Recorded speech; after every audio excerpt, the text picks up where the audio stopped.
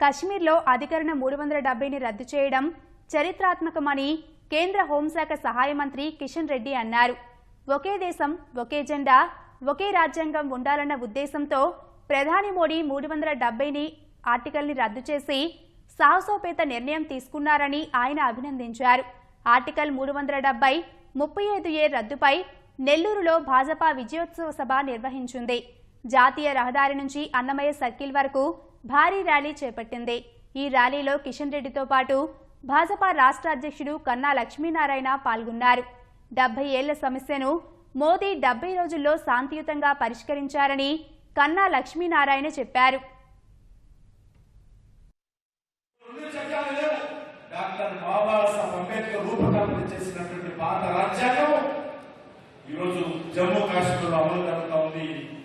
One nation one constitution ఈరోజు భారతదేశంలో నరేంద్ర మోడీ గారి నేతృత్వంలో అమలు జరుగుతుంది.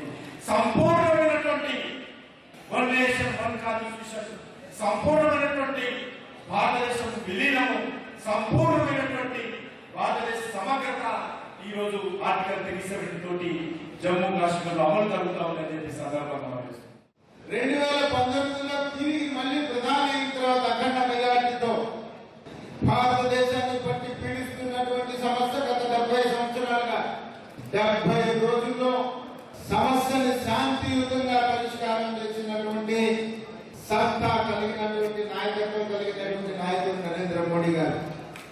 భారతదేశ చరిత్రలో 1947 ఆగస్టు 15వ తారీఖు ఎంత ప్రాధాన్యత సంతరించుకుందో అలాగే భారతదేశ చరిత్రలో 2019 ఆగస్టు 5-6 తారీఖును కూడా అంతే ప్రాధాన్యత సంతరించుకున్నటువంటి రోజులుగా భారత చరిత్రలో నరేంద్ర మోడీ గారు శాశ్వతంగా నిలిచిపోయినటువంటి నిర్ణయం ఆర్టికల్ 370 రద్దు చేసినటువంటి విషయం.